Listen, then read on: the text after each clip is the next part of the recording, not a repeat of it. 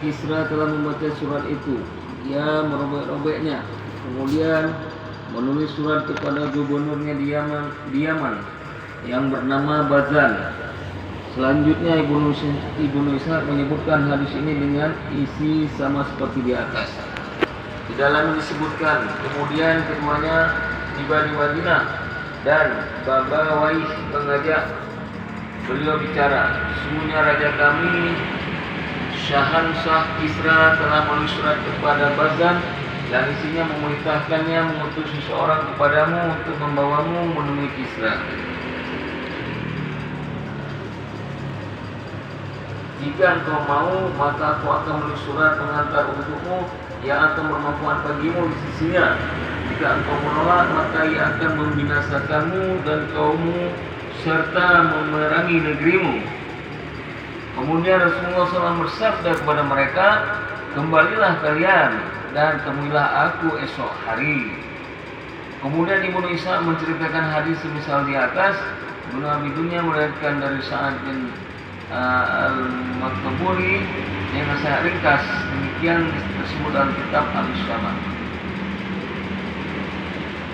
Diriwayatkan juga oleh Ibnu Jarir dari Harun bin Ishaq dan Zaid bin Abi Habib katanya, Abdullah bin Muzaffar radhiyallahu diutus oleh Rasulullah SAW kepada Kisra bin Hurmuz raja Persia dan membawa surat Rasulullah SAW yang berbunyi, artinya dengan nama Allah yang Maha Pengasih lagi Maha Penyayang, dari Muhammad utusan Allah kepada Kisra petinggi Persia, sejahtera kepada mereka yang mengikuti petunjuk dan beriman kepada Allah dan Rasulnya, serta bersaksi bahwa tidak Tuhan selain Allah yang Maha Esa yang tiada sekutu baginya, dan bahwa Muhammad adalah hamba dan utusannya. Aku menyuruh engkau dengan seruan Allah, karena sungguhnya aku adalah utusan Allah kepada seluruh manusia, supaya mengingatkan orang-orang yang masih hidup hatinya, dan supaya pasti ketetapan azab atas orang-orang kafir. Jika engkau masuk Islam, maka engkau akan selamat. Jika engkau menolak, maka engkau akan menanggung dosa seluruh orang Majusi. Ketika Kisra telah membaca surat Rasulullah SAW, itu ia merobek-robeknya dan berkata, ia telah menulis surat begini kepadaku, padahal ia adalah budakku. Kemudian Kisra menulis surat kepada Bazan. Selanjutnya Zaid bin Habib menceritakan kisah seperti yang telah lalu yang bersumber dari Ibnu Ishaq. Di dalam disebutkan mereka berdua masuk menemui Rasulullah SAW. Mereka mencukur jenggot dan memanjangkan kumisnya.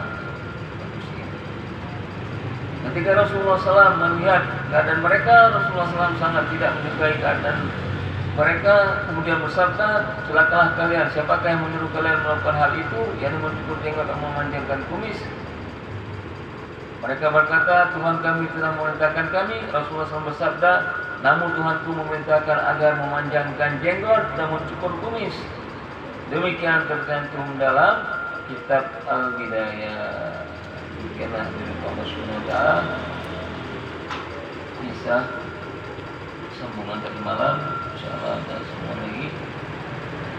Kita lanjutkan manusia InsyaAllah. Mudah-mudahan untuk pelajaran kita dapat kita amalkan dan sampaikan kepada saudara kita yang berkata, A'udzubillahi minasyaitonirrajim. Bismillahirrahmanirrahim. Alhamdulillahirabbil alamin. Alhamdulillah wa ta'ala wa barakatuh manzila. Ya Rabbana lakal hamdu kama yanbaghi li jalali wajhika wa 'azimi sultanik. Allahumma shalli 'ala sayyidina Muhammad wa 'ala ali sayyidina Muhammad kama shallaita 'ala Ibrahim wa 'ala ali Ibrahim fil 'alamin innaka Hamidum Majid. ربنا ظلمنا أنفسنا وإن لم تغفر لنا وترحمنا لنكونن من الخاسرين. اللهم إنا نسألك ونستغفرك ونتوب إليك.